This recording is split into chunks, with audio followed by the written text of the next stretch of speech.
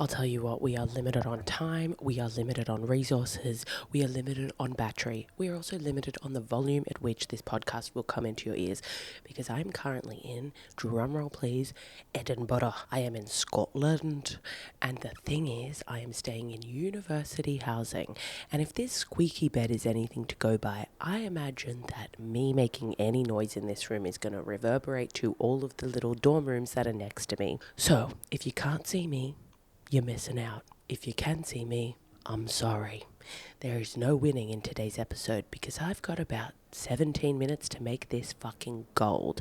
There's a part of me that wants to speak at 2 times speed and then slow it down, which would allow me to ultimately make a longer episode in a shorter amount of time. I don't know if I'm being a genius or if the lack of natural sunlight has finally made me sick. There is a small window that I peer out of like a sad little dog waiting to be adopted. I am heavily sleep deprived. My eyes are bloodshot red. I don't know if you can see that. I hope you can't. I hope you can't feel it either. And I am running desperately low on fresh underwear and socks. Now, I did wash said underwear and socks in a sink. The issue with the socks and the undie situation is there is a laundromat somewhere. I don't know. But I don't have the mental or physical strength to bother finding it. So what I did last night at 1:30 a.m. is I decided to hand wash in a sink. Now this sink is a shared sink and shared with a number of people. And I don't mean to be misandry, a new word I've been playing with, which is essentially the male version of sexist. Or is it the female version of sexist? It's whatever it is when people are sexist toward women, toward men. It's when you say something man-hating. Okay, I don't know how to explain it any simpler than that. However, as a woman who has never had to live with a man bar my father, and my mum shelters me from majority of his nonsense by cleaning after him, I will say it's not even if you have a partnership that is well-oiled, is he pulls his weight, he's clean, he's this, is that. There are just certain details that these men, in brackets, this is misandry or misandriotic or whatever the tense is, which they haven't quite figured out yet because I don't know how quickly and how much of this is going to take off given, male power and such. There is just a lack of attention to detail that I don't believe men realize the details they miss in their lives. And I can't really deep dive into any more of that than that because there's not much more to say. But having lived with them now that are non-family members, it is a pretty consistent scientific pattern of I'll go into the bathroom after a man has been in there. And I mean, just shit strewn all over the place. Really no care for the fact that, just put the shampoo bottles, the little hotel shampoo bottles. The irony that they give us hotel shampoo bottles when we're living in a university dormitory that is... I was saying to myself yesterday, I said, I'm lying in this creaky bed. If I breathe, the coils will spring through and stab me in every part of my body that is soft, right? Every time I sit on this bed in front of me, it's literally screaming for its life. And I'm trying not to breathe. Because if I move, if I even think about moving, creak, and you can hear everything. You can hear everything. And it's not comfortable. Someone said, how's the bed? I said, have you ever sat on some screws that have, loose skin over it? That's what it feels like. That's what I'm physically going through in this space. I am not here today to complain about this bed. I don't really have that much time. What I wanted to tackle today is the simple fact that I'm at Edinburgh. And, let's just get into the trip. Let's just get into that. Breathe in. Welcome to What the Fuchs with Jess Fuchs. Now breathe out. And scream.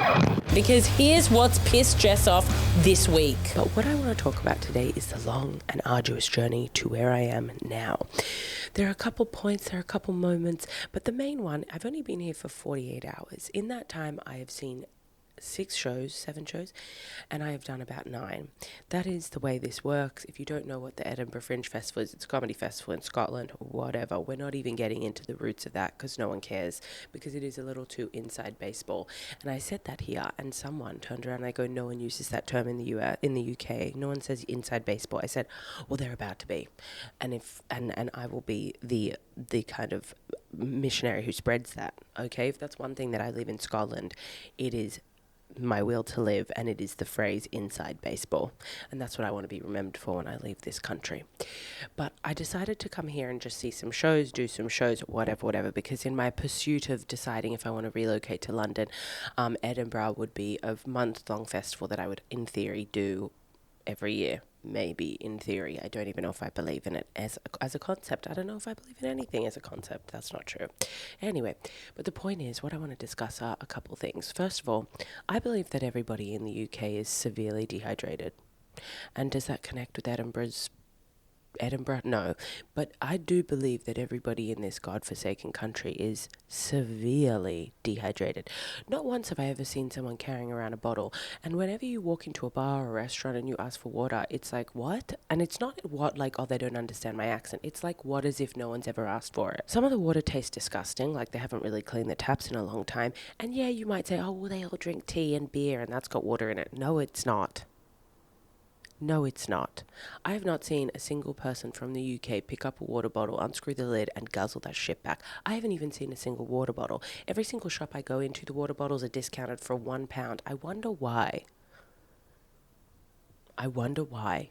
It doesn't make any sense, and I don't understand. And you would think with all the teeth of these British people that they've been suckling on some sort of head, because those teeth, you don't get crooked teeth for nothing. I do believe they are severely dehydrated, and I think the way that they all behave reflects that, because you walk down a regular street in the UK, and I'm talking any part of the UK, because at first I was like, well, you're in London. Maybe London rules are a little bit different. I'll tell you what, Edinburgh is no different, bitch. It's all the same. Everyone doesn't know which way to walk. People are behaving like fools. People are saying crazy shit. They are behaving like animals. And I'm like, yeah, because your brains are swollen, and also the opposite of swollen. They're you know what I'm saying? They're like a raisin, because they're all dried up, so none of you are thinking correctly, and they're all crazy. And you all think that having beer is adequate replacement for water. No, it is not. No, it is not. I also was speaking to someone the other day. Now, in the UK, what I've noticed in London, there is this big culture of standing on the sides of you go out after work. This is the other thing. They're all getting fucked up at work. After work, they all go out for drinks together, and and I said to some British people, I said, surely that's getting some of you in trouble, getting absolutely hammered all together with your, like, boss. And they were like, yeah, it does cause some troubles. I know some people who've been fired because they get too drunk at the drinks. And then one person told me that their friend's friend got fired because they were at the drinks and they were drunk, and the boss said, you should go home. And then they were like, fuck you, cunt, and started calling their boss cunt. Now, maybe if you're in Australia calling your boss cunt, you'd be fine. But I don't think in the UK they're as friendly to the word cunt. I think they're soft on it. I think in the scale of who likes the word cunt, it goes Australians are pro. Love it the most.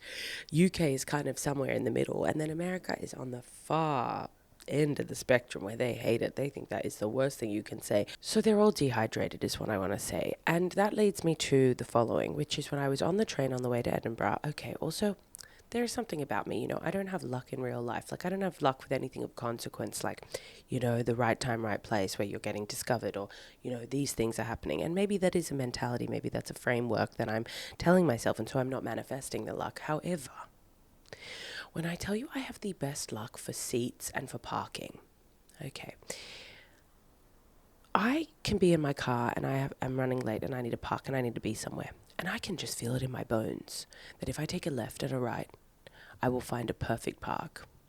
Nay, when I pull up outside of a venue, on a busy street in a city, whatever, a parking just presents itself to me. Moses splits the Red Sea, Jess finds a park on the side of the curb. It is as if there is a specific parking god, because I know in some religions there are all different gods, or like people who like prophets, or people that look out, like in I think it's Catholicism, there are all the different ones that like look out. Let's have a look. So in Catholicism or Christianity, or I don't really know the difference, and I probably will never learn that one, to be honest. That doesn't interest me. There is a list of patron saints by occupation and activity. So when you lose your keys, you pray to a certain guy. Now let's have a look at some of those, because I want to find the one who's responsible for car parks, and I want to say, hey, thank you, brother or sister. I know there was a time where some of them were allowed to be girls, and not the saints. I think they were nuns. Okay, let's have a look now. Accountants, Matthew. Okay, advertisers, Bernardo of Siena. Air travel, perhaps that's something I need to say thank you to Josephus of Cupertino. Oh, seems kind of niche. Seems really niche to be like known amongst your friends for like, this guy's fucking amazing at finding a car spot. You know what I mean? Art dealer, astronaut. Oh my god, there's so many of them. Bakers, bankers, barbers, bartenders. So I guess you would just, and bell maker. So I don't know when at any point you're going to need to pray to Agatha of Sicily to bell make for you, but that's what it is. Bird dealers, boatmen. Okay, see, breweries make sense. Bricklayer business, yeah, okay, some of them make sense. Cabinet makers, cattlemen, casket maker. Oh god, dark. Chemists, chess players. So I guess if you're ever playing chess and you're like, God, I need a little bit of luck, you throw a quick prayers hands emoji up at the big guy. You just say, oh, Teresa, it's a woman. So sorry about that. Would hate to misgender whatever this is called. I don't know what this is anymore. Okay, so in some ways it's saying that a saint became a patron of an occupation or activity if they had a connection, even a tenuous one, through their life of miracles that recalled the profession. But again, I guess there's a part of me that is so confused as to how one, becomes the patron saint of finding your keys. I guess there are bigger plot holes than this, but this one I am being fixated on at this point in time. Anyway, whoever the patron saint is of car parks, they're looking out for this old biddy. What I wanted to say is I also have had just the most beautiful luck, and I hope speaking about it with you guys isn't jinxing me, but I've had beautiful luck with getting empty seats beside me on trains. Now, trains, planes, automobiles, whatever, you name it, I'm left the fuck alone. And when you're traveling on a long-haul flight or a long-haul train, even something short, I don't want to be near you. Now, on the flight over here from Australia, guess what? I had a full row next to me the entire time. Meanwhile, everyone else, I'm looking around going, you're all squished like sardines. Who's protecting me? The big man upstairs, patron saint of flights, Mr. Flight Centre. Who knows? I don't know. I don't know what to tell you. And I thought surely this luck will run out. But nay, it has not. On many unorganised flights and trains and buses, I've been left the fuck alone. And I thought, okay, we've had a month of this. By the time I got to the UK and I settled in, I thought surely going to Edinburgh, very busy time of year. Not only is Oasis on, there were some horse races, there's a whole bunch of shit, there's the comedy festival and a variety of things. So I thought, oh God, the train up here was expensive. What do you think happened? Everybody files in and gets sucked into this tiny little tin can, which is going to shoot through the sky. Well, not really, that's more of a plane. It's going to shoot through the ground. I'd argue trains are more impressive than planes. A plane, whatever, isn't it by the time you're up there, you're not even in gravity, you're just kind of floating around in the right direction. Yeah, that's not how anything works. We're not going to get into that. However, I thought surely my good luck has worn thin. So I get on my train, I find my seat, I'm sitting there, I'm watching everybody come in, file in, messy people. I don't know who's more disheveled, the person running late for the train or the person running late for the airport. At least with the train you haven't had to go through security, which I think is a huge bonus for all the messy cunts who are riding on this Lumo Direct. I did pick the cheapest, I keep saying flight, Jesus Christ, adjust, you're in the UK, everyone catches the tube, the train, the pip pip, that's probably what the choo choo. I am surprised they don't have stupid names like that, because sometimes I told a crowd the other day, we're jumping and we're weaving, because I'm worried about time, and so everything that comes into my head has to go into yours immediately, if not sooner. I said to some British people the other day, I said, do you realise that the rest of the world hears a British accent and thinks you guys are smart? And some of them were like, yeah, we know that stereotype. And some of them were like, no. And I was like, it's insane. And then a couple people from York or Yorkshire were like, I didn't know that. I don't even know if that's accurate. And I said, what the hell is coming out of your mouth? And they were like, this is our accent. We're from up north. And I said, I have never in all of my years heard such a beautiful accent. And they all laughed. I said, what, is that not the sexiest thing? There's something about not knowing what someone's saying, but knowing mentally that they are speaking English. That to me is erotic. I mean, speak about Scottish accent. I've been walking around literally slipping and sliding through these streets because I'm hearing all these Scottish people speak to each other on the phone, and I know they're speaking English. They are speaking English because every so often you catch a little word, but overall, I couldn't tell you what the fuck. I have better chance of decoding French than understanding what Scottish people say. The point is, I got on the train, right? I got on the train. People are filing in. People are messy. I'm looking around tisking. You know, why are you packing the thing that you want to play with and look at on the train? Why are you packing your book or your water bottle or whatever the fuck you got at the bottom of your bag, bitch? Pack strategically.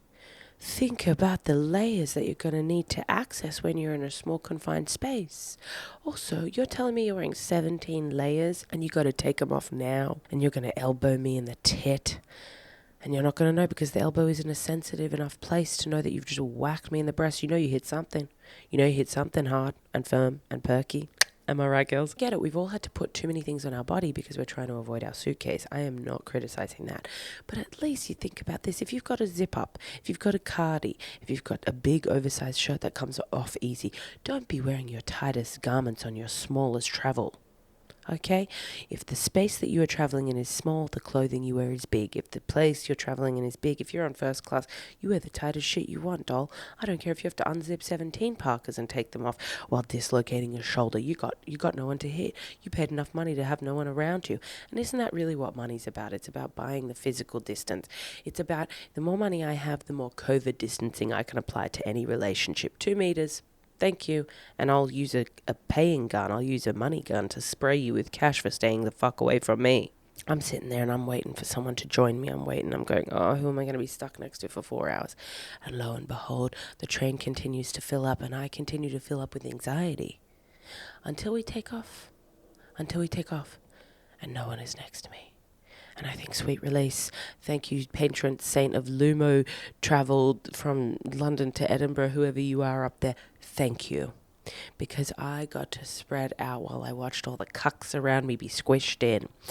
Now, as people were loading onto the train, I started to get suspicious. I thought, has my luck of people sitting next to me worn thin? Because as there was a guy, an older man, who kind of was putting his stuff in the carry container above me. And that's at the point when he decides to start, looking for all of his things. He's looking for his reading glasses, his book, his water bottle. Do that on the ground, buddy. Don't do it. You're old. You barely got the strength to put your 3-kilo bag above you. And now you're deciding to rummage through it like a possum in the garbage at night. This is not the time. Now, I'm not being vigilant enough about this old man because I assume if you're unpacking at this kind of height, at this kind of distance from your body, you know what you're doing. You do this all the time. What a fool I was. I let my guard down. I put my body forwards. And just above me, he's rummaging when he drops a heavy metal water bottle onto my shoulder and my neck. And you know what? You know why it was so heavy? Because everyone in this fucking country is dehydrated. Because he hadn't drunk a single thing. He drops it. And then I was like, I recoiled. I was like, fuck. It was heavy. And he looks down. He picks it up off the floor and he notices that I'm looking at him and he goes, Os, did I clip you? Did I clip you? Bitch, you almost took my head out with a fucking water bottle. And I go, yes, you did. You hit me pretty hard. And he was like, oh, sorry. I said, find me a man who cares less about something. I mean, you just literally assaulted me on a train with your heavy, full water bottle, and all you had to say was sorry. Anyway, the train was fine. Sitting on that train, there were a group of maybe 4 or 5 women. They were in their 30s, I'm going to put it at ballpark-wise. And I took that guess because of how angry and frustrated and also loud and kind of empowered. I'm going to say they were in their late 30s, early 40s, just from the kind of auditory process or auditory experience I had of their dynamic. This train is not the quiet train. So you can do whatever you want. But I do feel that there is some implied kind of just decorum that you have on a long train. Now, on a short train ride, there's people playing music off their speakers, there's people bringing their dogs, it's a fucking mess. It's an absolute mess. But when you're starting to hit, that 1 hour mark plus on a long train that has fluffy seats, little decorum goes a long way, Now, was what they were doing technically wrong? No. Was what they were doing incredibly interesting? Yes.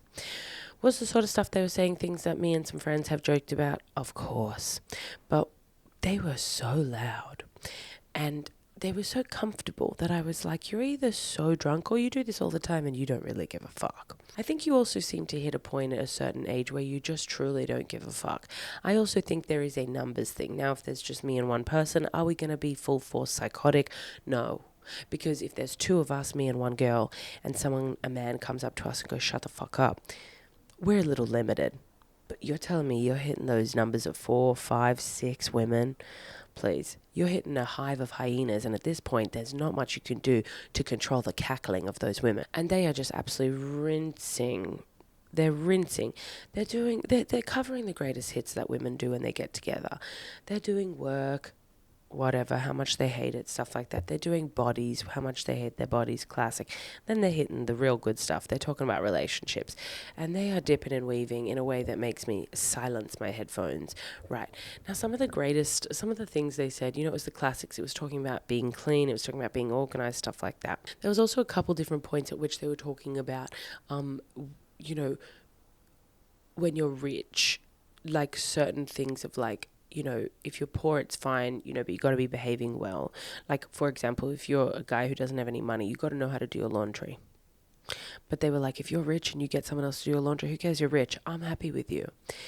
And in some ways, there's this conversation around, I have been chatting with, some men recently about this idea of the kind of modern environment we find ourselves in, where women are making their own money, and so it allows them to be a little more independent. And so the problem that we're finding, and I've had this conversation with some more evolved men, I want to say, in person, and maybe they're just having a laugh and they're being the best version of themselves because they're talking to a woman. So I'm having conversations with men in real life, but then I'm also going quite deep on the Reddit threads. I'm trying to get into the headspace of an incel, into the headspace of these lonely men, because there's a loneliness epidemic happening. And whether the people in real life are having me for a fucking throw me through a loop, or the people online are truly the same kinds of men, it's anyone's guess. But a big conversation is around, what are men useful for now? And that's a great question. What are they useful for? And I believe I have an answer. I believe that my answer is not unique. I think that this has been spoken about at length online by philosophers, by psychologists, whatever. Everyone's talking about it. The conversation is, okay, if women can do all of this stuff, if we can make all this money and be independent and la la la la la la la la, the crisis of masculinity that men are having is, okay, well, what is our use in this environment? Now, what I want to throw to that is, there are plenty of uses for men. I have so many male friends. I'm very lucky to have a variety of male suitors who are platonic, because a suitor can be, in my book, a suitor is, whatever. Maybe I shouldn't have used the word, and now I feel like I have to define it. But I don't, because this is my podcast. And this is my ASMR podcast, and I can speak however the fuck I want. But it's so interesting, because for so long, what women provided in the heteronormative fucking dynamic was support. The man would get home from his high-powered job, and the woman would have cleaned the house and cooked and how are you and looked after him and done all of that. And now tell me why that quality is not admirable in a man. It is. It has never been valued for a man. And so the man himself does not believe that that quality is worth having, because he has never seen it in someone he cares for, aka a man.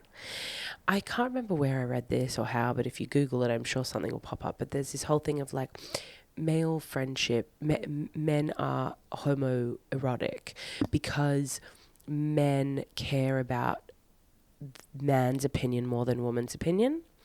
And in that way, it's kind of gay. Which, power to you, hun. Because it's like, I have so many thoughts about this. I've been really inspired while I've seen all the shows and been doing everything here.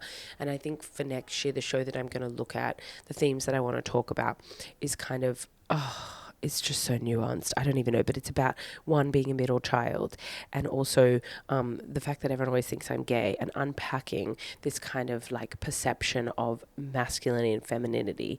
And I just think what's something I keep being stuck on, and I don't even know how I'm going to turn this into a joke, but this idea, and I've seen a TikTok of this about this. It was like a therapist was on a podcast and whatever, and they clipped it up and it went viral, obviously. But it's this idea of like, when boys are growing up, when they're young, they cry as much as girls. But then they hit a certain age where like society turns around and says to men, like, you can't cry, that's you're being a pussy, or don't be emotional, or don't be this, or don't be that, right? And so all these things that women that are typically associated with female behavior are demonized to men. So by the time they're at an age where they are like, their idea of masculinity and their idea of identity is evolved and developed, it is completely in opposition to the qualities that women have. So the softness or the this or that. And these are also stereotypical ideas, whatever, of like masculine femininity, women, men, whatever. When men who have been told, don't cry, don't show your emotions, see a woman doing those things, it's like they're so turned off because they're like, ooh, you shouldn't be like that. But here's the flip. Now, these, again, general sweeping statements of things I've watched, heard, and listened to and been thinking about as I try to tease apart what I believe. Because there's a difference between, oh my God, I was about to say like science. The thing about science in this day and age is like data and science is like not really real anymore, because you can find information in quotes, very big in quotes, that supports any belief. That's what's fucking crazy. You could be like, the sky is green. You could probably find an article that sounds scientific enough. Now, does that mean it's true? No. But the idea of truth is no longer, I feel conspiratorial in this bucket hat. If you didn't know, I'm wearing an orange bucket hat and it's suddenly seeping into my brain because I'm feeling conspiratorial as fuck right now. But the idea of truth, it doesn't even exist anymore. It's all like interpretations. And it's so weird. It's like, yes, okay, there are certain truths, like gravity is a thing, like gravity exists. But then it's like, maybe it's more the social science, the psychology of things. It's up for interpretation, because it's like, I've been trying to get to the bottom of this and understand a little bit more about like male culture, female culture, heteronormative, why we're in the place we're in, and why there is this kind of crisis of masculinity and whatnot. Because there are still 1,000% women who only value men for what they can provide. Sure, 100%. And there are still men who only look at women as, you are a soft thing that I am going to like pay for, and you can have my children, and you are in the kitchen. Those people exist for sure. But there is just this sweeping loneliness epidemic that is not just about men, it's about both, but it seems to be quite associated with male culture at the moment, that is like in the ether of like, oh, there's a male loneliness epidemic. And I just think what's fascinating to me, and this is again jumping around, but what I want to say is, if men have been positioned to like hate all these qualities, la la la la la, and this is the if, because that is one piece of the pie. I mean, it's so nuanced and complicated. What I find really funny, and this is something that I find about, and this, I don't even know. What I find interesting is, it's like, last night I did a show, right? And I'm the female MC.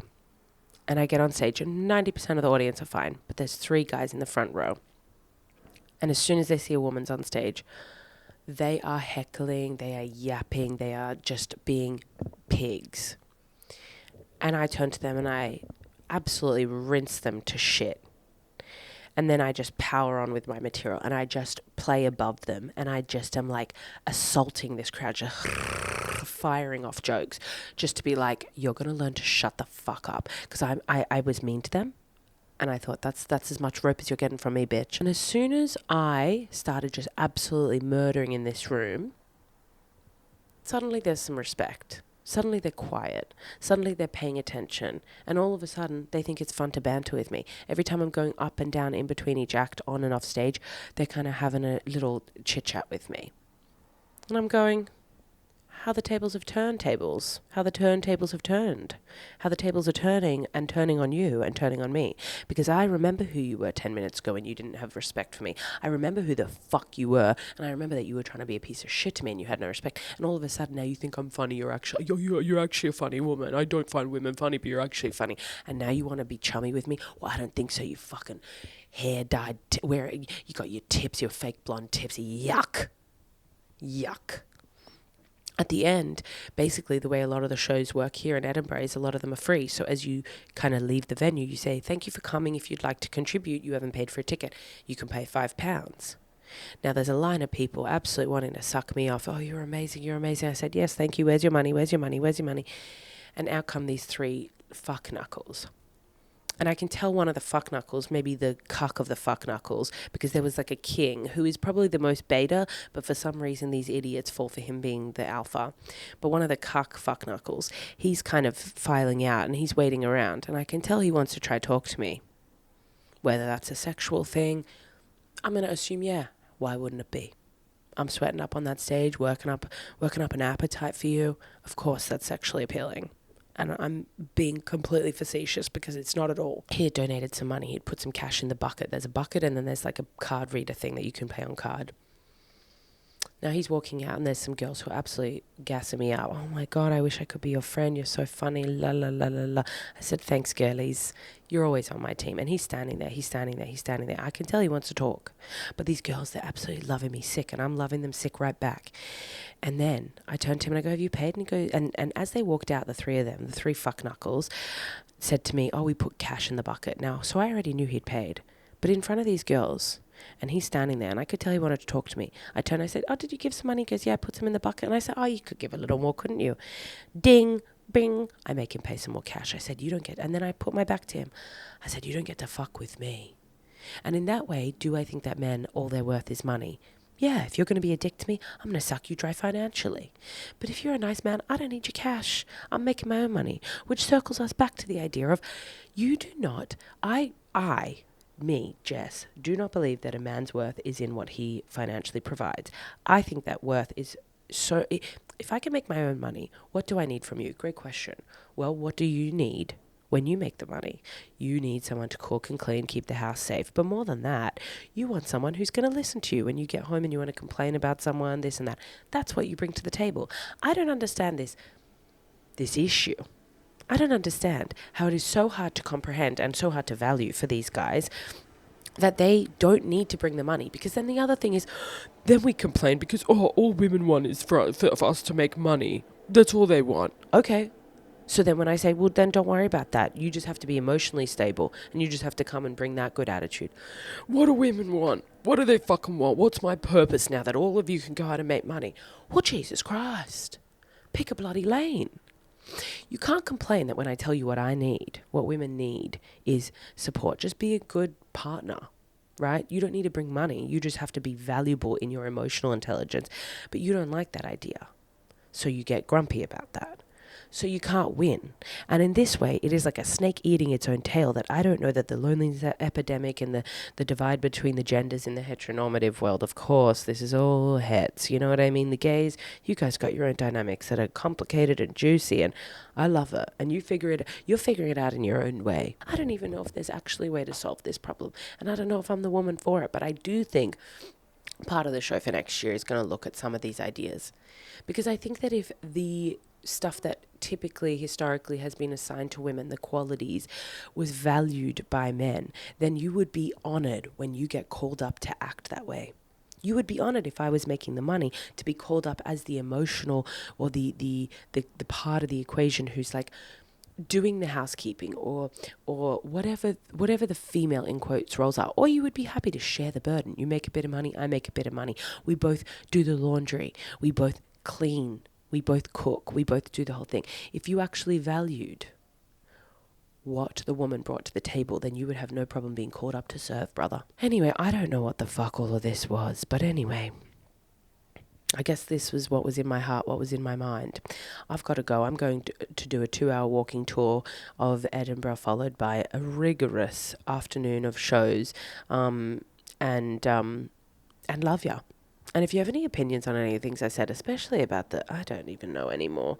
It's like, how do you solve these problems? How do you solve a problem like Maria? I wish I could be loud on that final note, but alas, I cannot. Anyway, thanks for listening. Hope you're all well, and I'll see you next week back in London. Love ya. Bye.